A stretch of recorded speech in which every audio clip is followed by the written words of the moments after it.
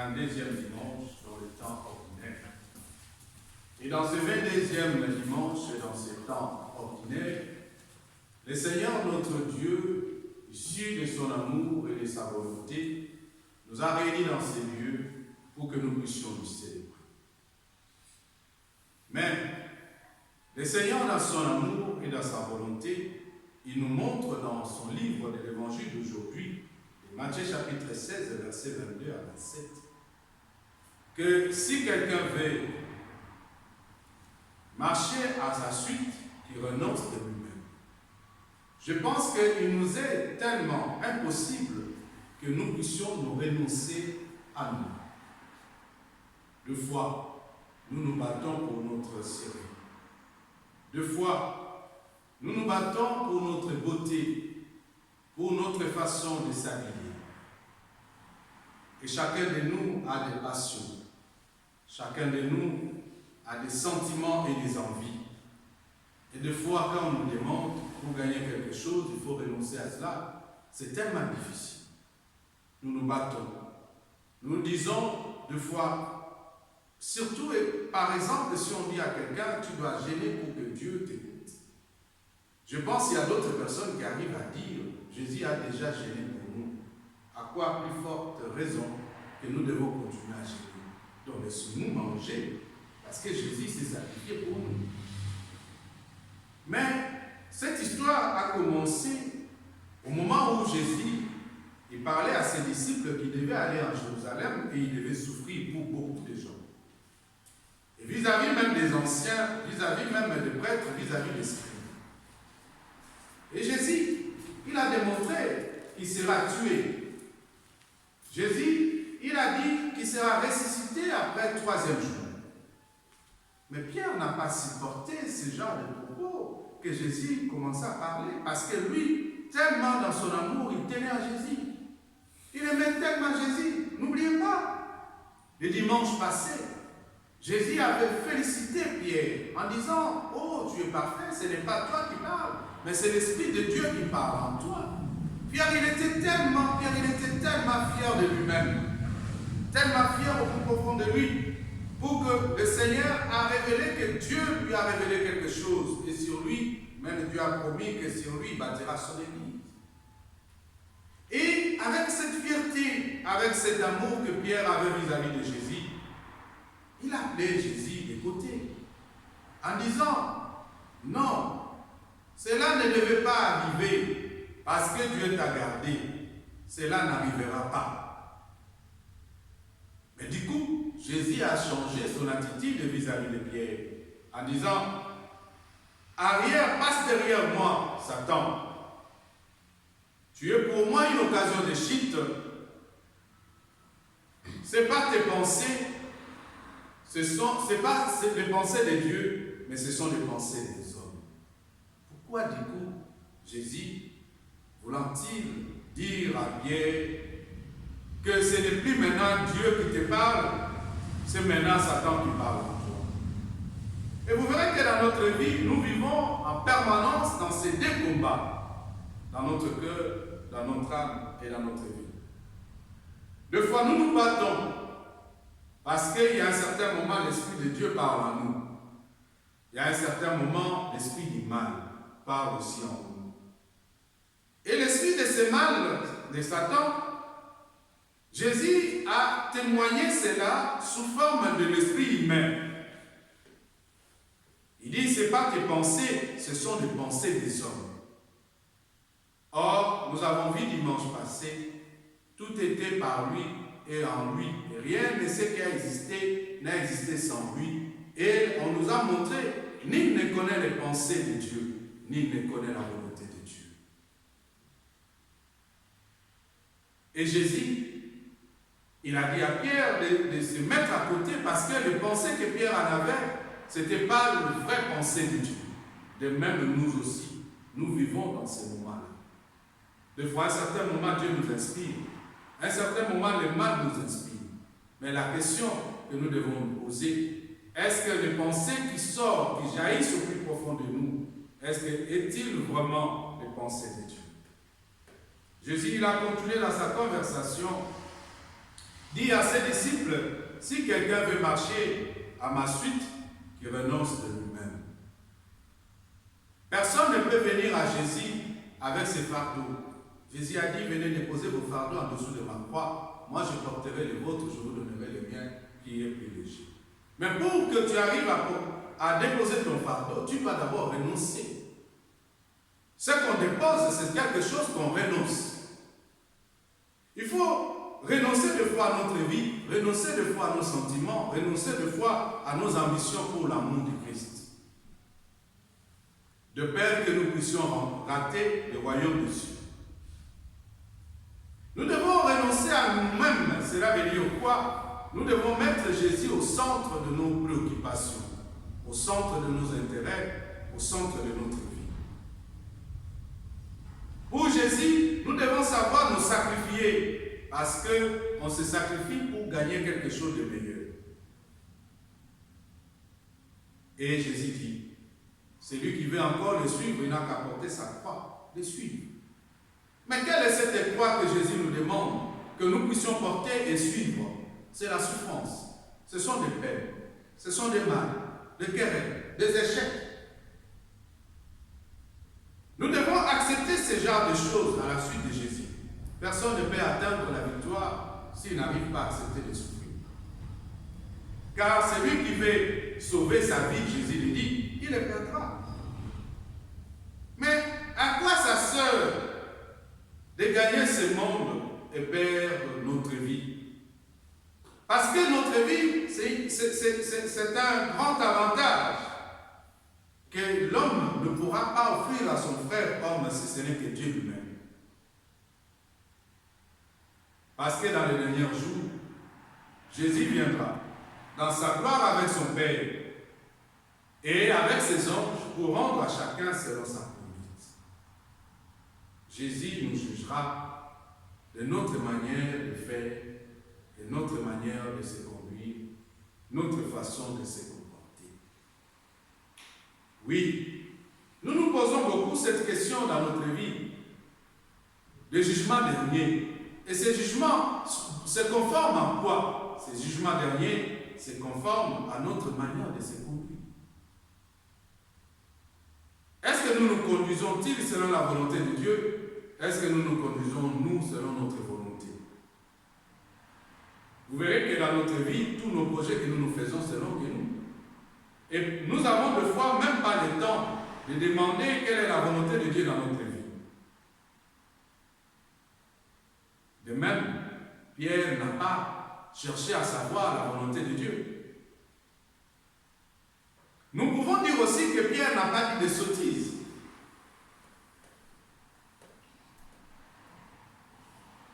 Ou nous pouvons dire que Pierre n'avait pas gaffé. Parce qu'il a dit simplement à Jésus, non, tu ne dois pas mourir, tu dois rester dans la vie. Nous devons dire que oui, Pierre a démontré son amour vis-à-vis de Jésus. Il aimait tellement Jésus, il ne voulait pas sa mort. Mais est-ce que cela était-il la volonté de Dieu? Mais je veux vous dire, pour moi, Pierre, il avait blasphémé. Il a blasphémé pourquoi? Parce qu'il a rejeté Dieu. Nous arrivons à rejeter Dieu dans notre vie lorsque nos pensées n'est pas celles de Dieu. Nous blasphémons. Nous sommes dans la rejet totale. Lorsque nos pensées sont des pensées des hommes, nous rejetons Dieu. Mais vous verrez que deux fois, nous arrivons même à bouder. Et nous arrivons à bouder même un Dieu. Pourquoi? Parce qu'à ce moment, lorsque certaines choses nous arrivent, nous sommes mécontents. Nous disons, non, Dieu, ce n'est pas ça ce que moi je voulais. Voilà ce que moi j'ai souhaité. Quand tu es dans la boue de la volonté de Dieu, tu rejettes Dieu. Et tu es coupé à la source, comme on dit, la vie. Cette énergie de Dieu ne sera plus versée dans ta vie parce que tu marches plus selon sa volonté. Mes chers frères dans le Seigneur, mes bien-aimés, Nous vivons dans la même attitude que Saint-Pierre. Mais Jésus ne nous demande pas d'avoir une attitude de mort. La mort ne va pas nous atteindre simplement lorsque nous mourons, non. Mais nous perdons la vie. Pourquoi? Parce que nous refusons de porter la croix. Que Jésus nous dit, c'est lui qui veut le suivre, n'a qu'à porter sa croix. Nous refusons souvent à porter notre croix parce que dans notre vie, la majorité des gens n'acceptent pas les échecs. Un enfant de Dieu doit savoir aussi échouer, que ce soit dans ses prières, que ce soit dans sa vie, il doit avoir aussi accepté l'échec. L'échec, c'est la croix pour nous aussi. La souffrance, c'est la croix. La maladie, c'est la croix. Les accidents, c'est la croix. La mort, c'est la croix.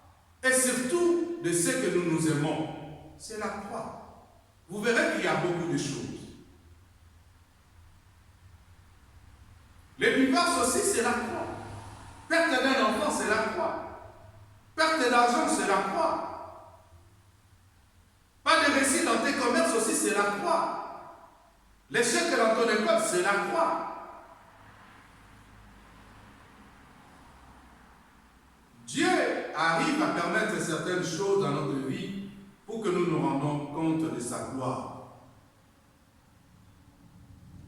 Mais quand toutes ces choses nous arrivent, nous devenons des peuples si révoltants vis-à-vis de Dieu. J'aime bien Job qui dit, je suis l'homme, même si tu me mets dans le feu, je deviendrai encore plus pur qu'auparavant.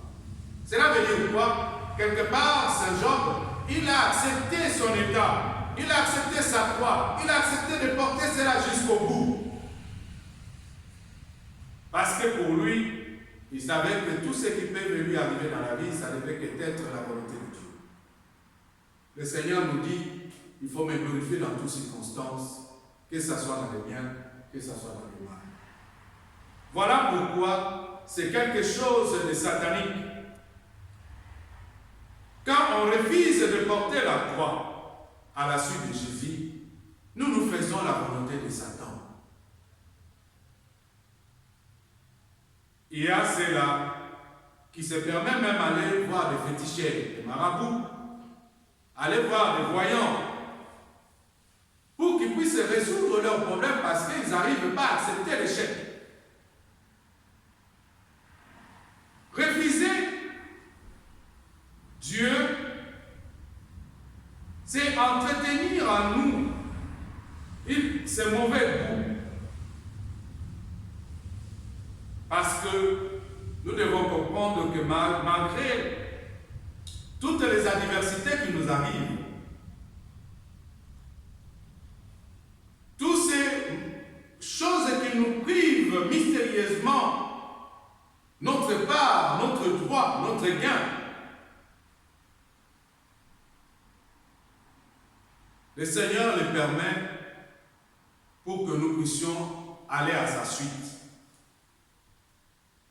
Vous devez comprendre l'attitude de toutes les petites filles, les petits enfants. Ils ont toujours l'espérance à leurs parents. Parce que chaque enfant arrive à tendre toujours la main vis-à-vis de ses parents pour gagner quelque chose.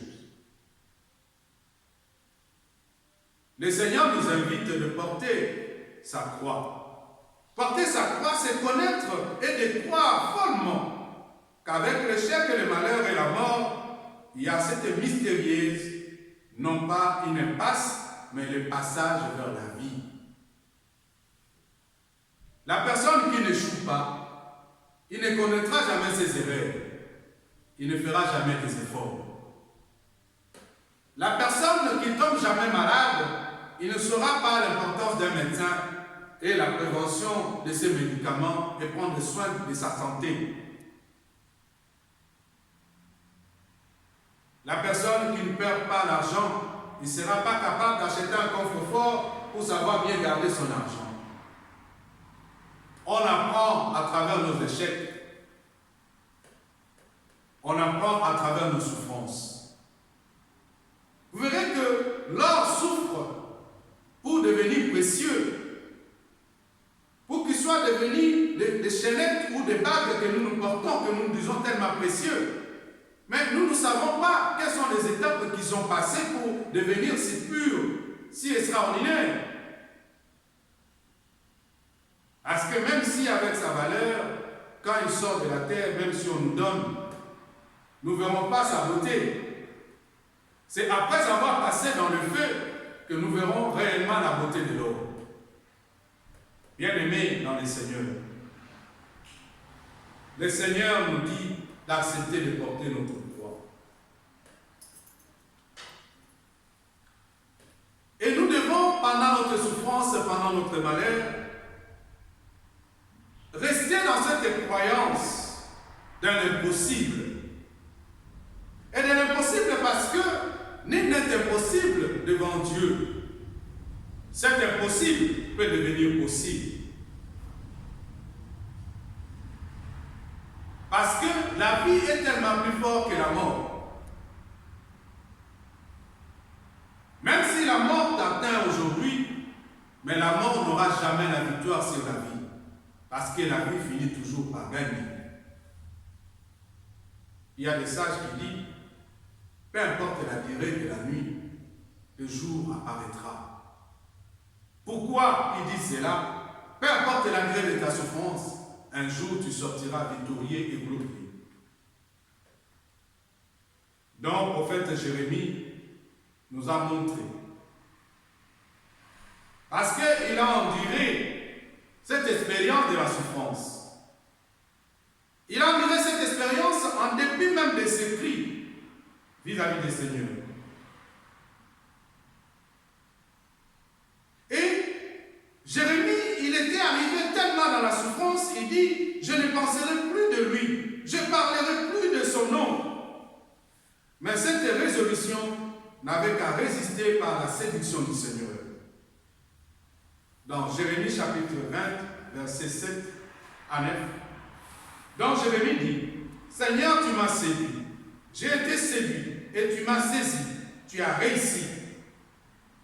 À longueur de la journée, je suis exposé à la réelle. Tout le monde se moque de moi. Chaque fois que j'ai à dire la parole de toi, j'écris. Je dois proclamer la violence, la dévastation, l'orgueil, la longueur de la journée. La parole du Seigneur attire sur moi les incites, la moquerie et les médisances. Je ne présenterai plus en lui, je ne lui parlerai plus à son nom, mais elle a été comme un feu brûlant dans mon cœur, elle a été renfermée dans mes os, et je me suis épuisé à la maîtriser sans y réussir. Jérémie, il a essayé dans sa souffrance d'abandonner Dieu, de s'éloigner de Dieu, parce que les gens se moquaient de lui. C'est la même chose de l'attitude de Job. Quand Job souffrait, ses amis qui lui disent, mais toi qui aimes bien Dieu, mais si ce Dieu-là t'aime bien, pourquoi il te laisse dans cette situation? Et cet homme de Dieu, quand il proclamait le nom de Dieu, la parole de Dieu, les gens se moquaient de lui. Il en avait tellement marre. Il dit, Seigneur, je travaille pour toi, pourquoi je devais-il souffrir ainsi? Et je vais m'éloigner de toi, je ne parlerai plus de toi, je ne veux plus penser de toi. Mais l'amour de Dieu l'a séduit. L'amour de Dieu l'a maîtrisé. L'amour de Dieu lui a renfermé et l'amour de Dieu lui a réussi. Jérémie a continué à servir Dieu, peu importe sa souffrance. Nous devons comprendre que cette séduction de la grâce, des lasciments appellent à chercher Dieu.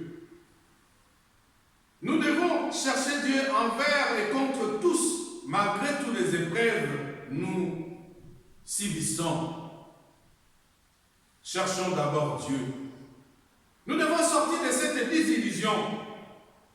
Et ce moment de désert ou le moment d'angoisse, tout cela continue dans le cœur l'expérience de tous les chercheurs de Dieu.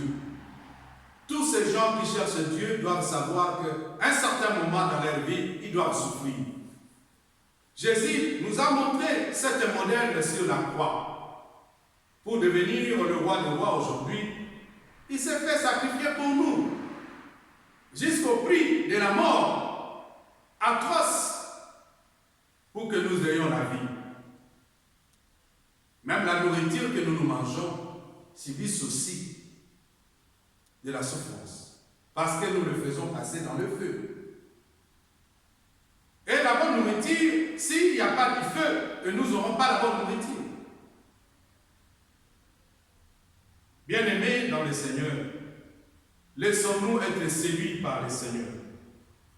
Comme Saint Paul qui le dit, je vous exhorte, mes frères, dans Romains chapitre 12, versets 1 à 2, par la tendresse de Dieu, lui présenter